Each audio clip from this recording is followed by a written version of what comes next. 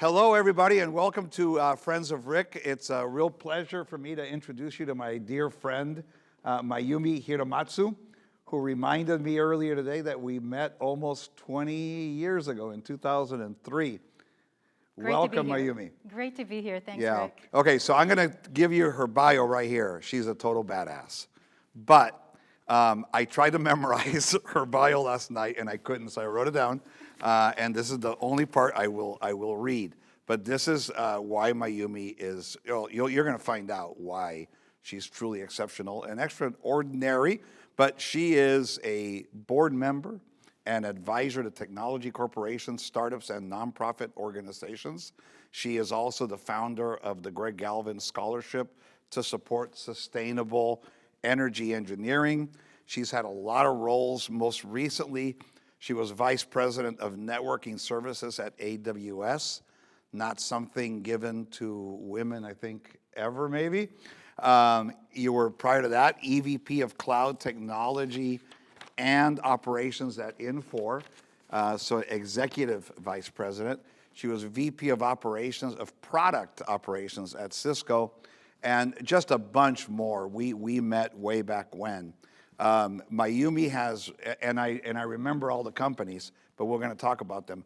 Mayumi, you've repeatedly enabled market disruption several times, really with cutting edge technologies at nameplates, here we go, like Microsoft, PayPal, eBay, Cisco, Charles Schwab, Autodesk. I mean, really well-known companies that are big, doing things at scale. So I think this is going to be very interesting. Additionally, she is the recipient of several prestigious awards, including Most Powerful Woman, Next Gen by Fortune Magazine, 2016. Woman of M2M and IoT, Internet of Things Award by Connected World 2017. Woman of the Year Award by Information Age 2018. Top 50 Most Powerful Women in Technology Award by the National Diversity Council 2019. If all of this isn't impressive enough, and we're going to get into it even more, this lady has climbed Mount Everest to the base camp and Mount Kilimanjaro and a bunch more. As a matter of fact, you just got back from a couple of months in Alaska. I did. What the heck? What were you doing there? It was a bucket list of mine. I wanted to go drive up to Alaska and really see the beauty of it. And I tell you, I highly recommend it. I took the Alcan Highway all the way up. People are amazing, really beautiful natural scenery. I've been to many parts of the world. Patagonia and Alaska, I would say, are probably my top most beautiful places I've been to, in my lifetime. And so loved it. The food was amazing. I did a lot of hiking, kayaking by the glaciers, just had a really wonderful time. And now you're back. I am back. And you were supposed to be in Lake Tahoe, but you delayed that trip for me, so thank you very much. So you had a great time in Alaska, Lake Tahoe, Yeah. Abbott stuff. Yeah, so in Tahoe, let's see, it depends on the season. I'm really excited that this is going to be a La Nina year. Hopefully I can hit the slopes. I'm a big snowboarder. I even own a split board. I'm a snowshoer, so in the summer I hike, I kayak, I do stand-up paddle boarding, and I rock climb. So those are some key things that I do, and I like to do it all over the world. So some of my highlights, I think you were interested in hearing this, like I've kayaked in Antarctica, which was absolutely beautiful. I've never been to a place where there's absolutely nobody. You can hear the sound of nature. I even heard a sea lion underneath a glacier, and it just echoes this echoing of sea lions singing, which is magical. In terms of climbing, I've also climbed in Greece. I've sailed from Mykonos to Santorini. I've done a lot of interesting things around the world. And all of this while doing these different jobs that are so all encompassing. So let's back up. We met at eBay in 2003.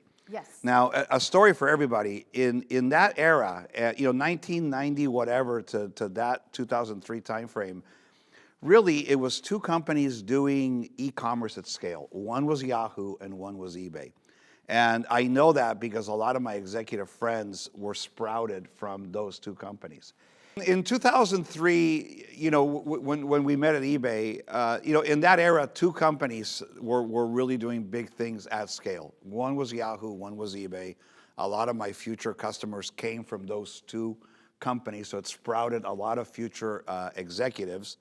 And tell us the experience of Silicon Valley 2003 doing something so significant at eBay when nobody else had experienced that yet. Yeah, it was super challenging and so much fun. So before that, I was at Schwab, and just a little bit more background to kind of frame the story.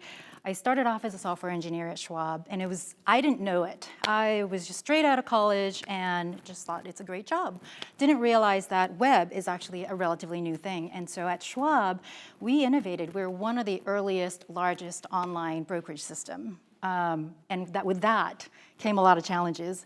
I still remember Charles Schwab himself, in the middle of the night, will walk over and say, Mayumi, if this is down for 5 minutes, that's potentially somebody's lifetime retirement that you might be blowing up.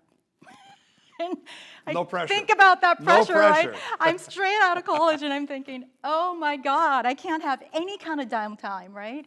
And web was new. We had to figure it out. There was no manual. There was nobody else to go ask. We had to go figure it out, and at that scale. So and this is how I started getting into DevOps, and it wasn't even a word yet. When Schwab wanted to go and grow, they realized that they needed to start deploying infrastructure with code. And back then, the only people who knew how to do infrastructure coding was people who coded.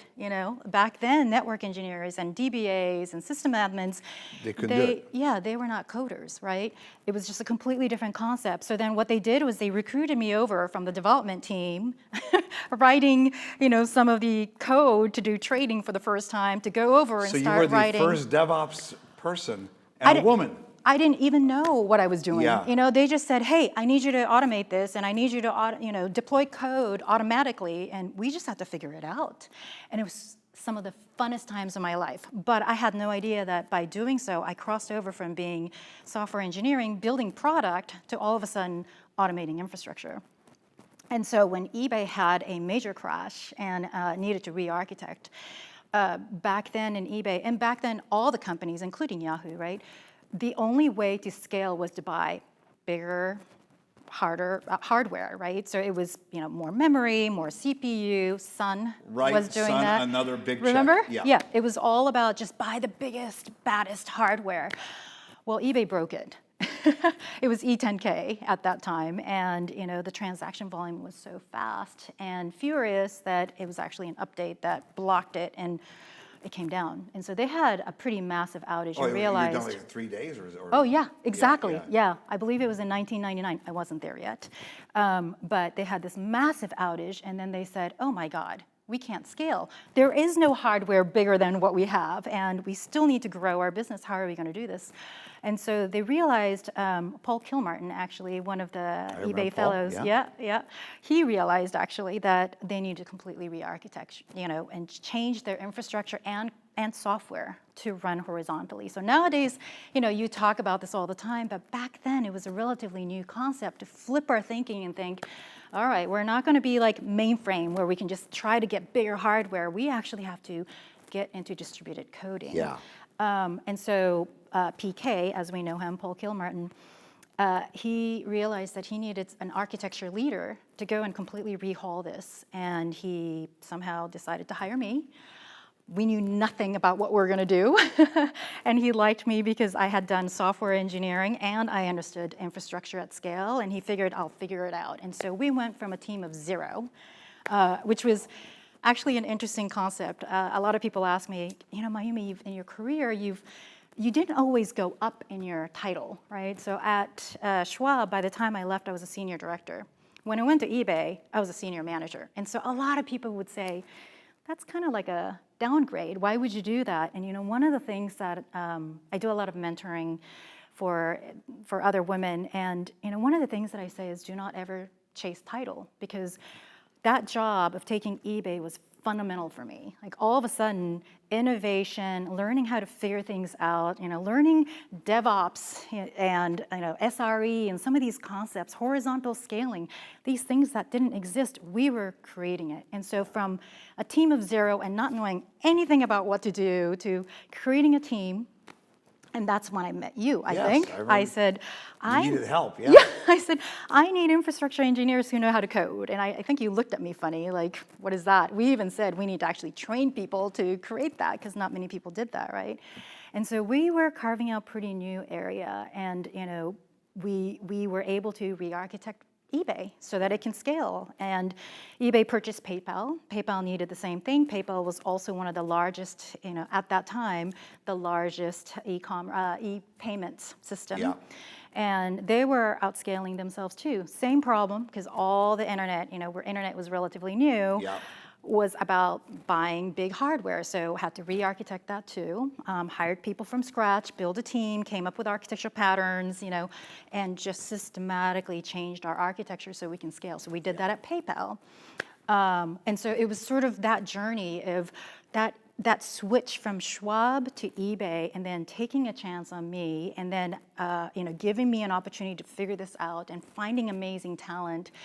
eBay was a really big turning point for me. And I tell you, eBay at that time was kind of considered a sweatshop of the valley. You remember that? Yeah, oh yeah. It was long hours and many outages. Some of these valley companies that have this really cool reputation on the outside, on the inside, they're really just a lot of hard work it takes to make it be cool. Yeah, but the reason I say it's fundamental is because it gave me the confidence that I can go figure something out from scratch.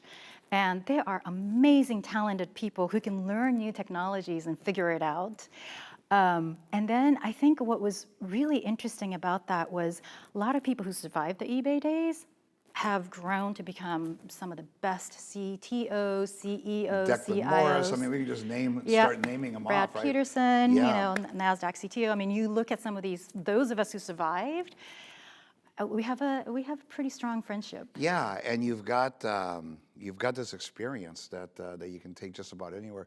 So let's back up a little bit. So when I met you, I would have guessed that you were American-born Japanese.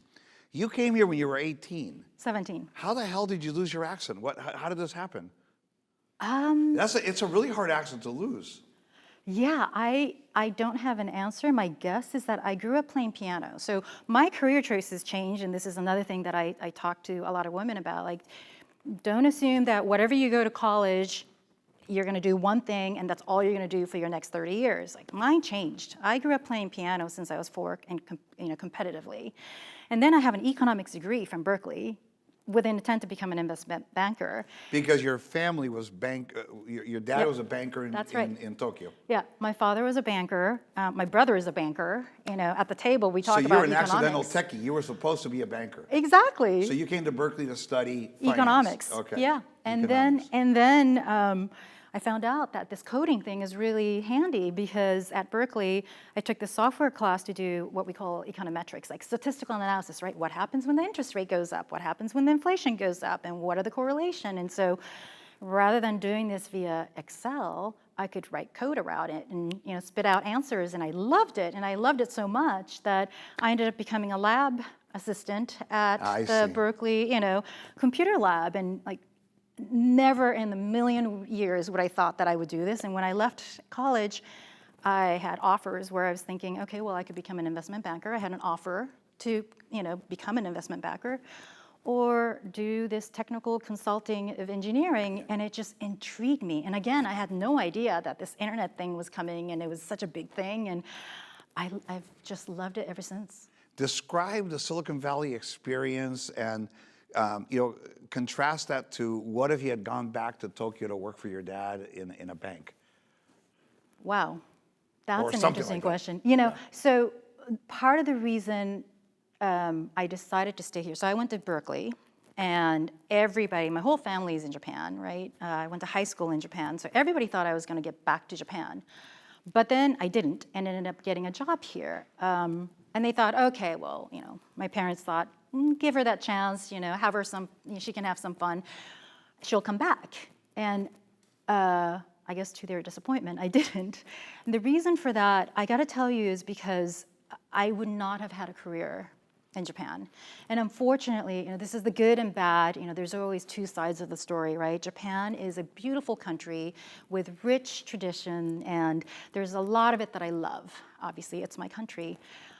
But part of that tradition is holding women back. And to some extent now, but especially back 20, 30 years ago, women's job was to get married and have children. Yeah. Which is okay and great if that's what you want, but it's not what I wanted.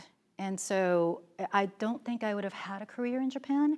And when I realized that, I decided to stay in the US. And I'm so, so grateful for Silicon Valley, the people around me that trusted and supported me, including you, and giving me this opportunity. I really enjoyed my career, and I don't think I would have had it in Japan. Do you suppose if you had gone to University of Michigan or some other place and you had no concept of Silicon Valley, that you would not be where you are? Obviously you wouldn't be where you are today. You'd be somewhere else. But what is that Silicon Valley experience, and what made it so special that allowed you to do all these things you've accomplished? For me, it was about problem solving, like that, Schwab, and trying to figure out this online brokerage web trading thing, at eBay, trying e-commerce, at PayPal, trying, e-payments. It was like this problem solving that I've always loved. And I've always loved doing that. I was always good at math and statistics and, love problem solving anyway. So that's one area. And I think Silicon Valley also attracts a lot of people from all over the world. So I love that mixture of people and the diversity of thought that creates something, and the energy and the intelligent people that I got to work with every day solving problems. Yeah. That was really fun.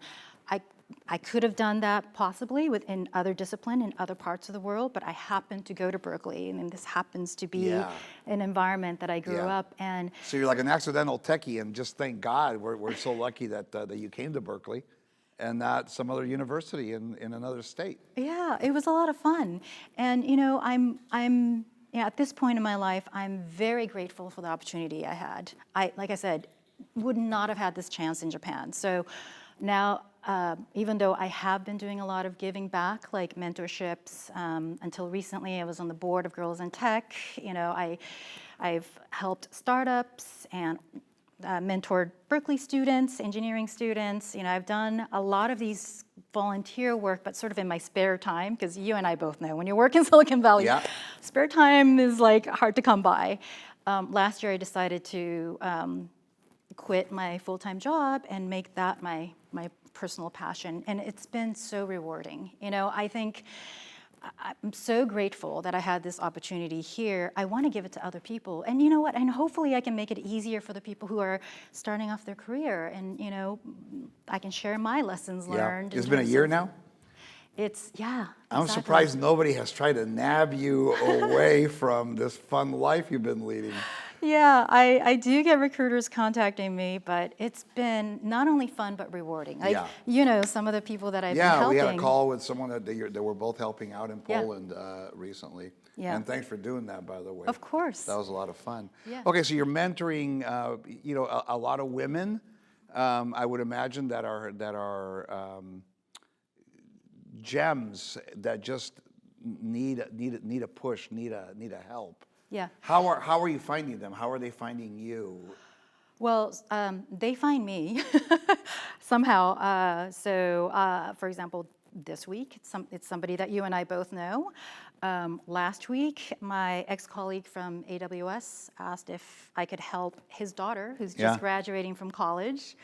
And then I actually have women that I've mentored throughout the year. So some people from various companies, AWS and for Cisco, that I've been mentoring for over a decade. Yeah. Some of them I've been mentoring for over a decade. Yeah. And so I try to help where I can. Yeah. So here locally, eBay, PayPal, Schwab, Autodesk, Cisco, WebEx. Outside of here, Amazon, Microsoft, Infor in New York. Describe, is there a difference between the Valley companies and their culture with Seattle companies, with a New York private equity-backed company? What would you say about cultural differences between the areas? Oh, that's a great question. So, candidly, most places I worked were still Silicon Valley. Microsoft, even though they're based out of Redmond, I didn't move to Redmond. I traveled there a lot, but I was based out of Silicon Valley. I would say the thing that was the most different for me was actually working for Infor for a couple of reasons, and this is actually a funny story. One, as you know, I'm kind of a jeans and a tank top person. This is how we dress in Silicon Valley. New York, they know how to dress. Yeah. Yeah, like a $600 suit for Yes. a man isn't enough. Yeah. Yeah, exactly. So I remember, I probably shouldn't be sharing this because it's pretty embarrassing, but I remember, for my interview at Infor, I had to dust off a suit from 20 years ago that I hadn't worn. We're talking like early 1990s, like cheap polyester, Yeah, shoulder I love pad, horrible looking suit, but that's all I had, so I wore it, went you to got the the interview. gig. I got the She got the gig. gig. I got the gig, but I came out thinking, oh my God, I'm the worst dressed person here, and I need to go shop. Thank God for COVID. My gosh, I ended up calling my friend in New York, and I said, I don't know how to dress for New York. And so they said, okay, go to Nordstrom. There's a consultant that can come and help you, and she can get you suits and shoes and whatever else you need. It's expensive. I should have included that in my startup bonus. $10,000 just to go to Nordstrom's for a weekend and shop around. Yeah. Okay, and so I worked with you, and you used Taos at Infor. What was the Amazon experience like? So before I go Amazon, Yeah. because you did talk about PE, let me talk to you a little bit about that to finish that story. Yeah. The reason I took the Infor job was because I wanted to try a PE job, like PE-backed company. Most companies that I worked for, as you said, are large corporations, Yeah. and I thought, for my own career, I should go try something different. And it was super fun. Like, I've never taken a company. I've done a lot of transitions from on-prem to cloud, or even brick and mortars to web. But this was the only company that I tried a PE-backed company, and then turn it around enough that it got bought out by Koch Industries. Yeah. What an amazing experience. If there's anybody watching this sort of in their mid to late career, I suggest trying it because, it's a very different game than just being an employee of tens of thousands or hundreds of thousands of people, We brought in a private equity sponsor at Taos in 2015, and they really helped us on a good to great journey. Yeah. Just their discipline, just that alone. Yes. You set the strategy, but you don't waver from it, and you put it out on a tracker, and you meet about it, you talk about it. Yeah, it was really, really fun. It was a huge learning experience, and to my surprise, a lot of my economics background ended up becoming super helpful because you have to price the stuff out. Yeah, because I understand numbers, I understand ROI, I understand the economics behind it, right? So my CFO was thrilled that I could speak finance, not just techie, but finance, to be able to turn the company around and make it profitable. Now you were a VP. How did you become an SVP, and how big a deal was that at Infor? Well, I got hired in as an SVP. I was a VP at Cisco, and I got hired in as SVP at So Infor. EVP, you got promoted. And then I got promoted to EVP. Which That's is right. huge, right? Executive Vice President. That's what top 10 people in the company or something. Yeah. It was really interesting. I just kept getting more responsibility. So I started off as an SVP of Cloud Operations and Security. So the CISO, Chief Information Security Officer, reported to me. And then as they realized that I could turn around and make the team successful, before I knew it, I had IT, so I was a CIO. I had customer support. What did I know about customer support? But I learned it and helped them, and then customer success. So as my area grew, they all looked at me and said, there's no single title for you, so we're going to call you EVP, which is fine, because I believe, as I mentioned before, title is not the reason to go.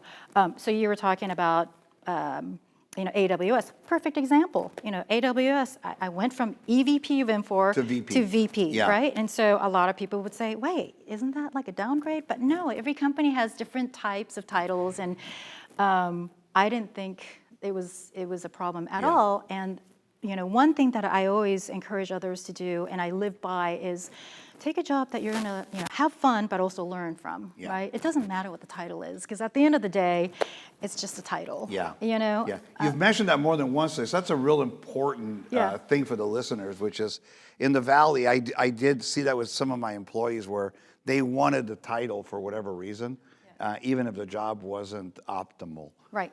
Yeah. So don't chase title, chase the work. You'll be rewarded. And while I'm at it, don't chase money either. Yeah. Because some companies will throw money to get the best talent, but maybe you'll be giving a lot to them and you're not gaining anything back, whether it's the experience or lessons learned or top-notch people that you get to work with or really hard problems you're going to solve.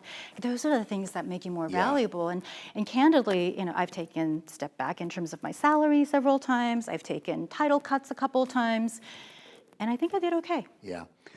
Mayumi, I could talk to you for hours about this stuff, and I had a bunch more questions, but for the sake of making this a good-sized length thing, and for Chris not to tell me it's going to be too long, Chris is our guy over here.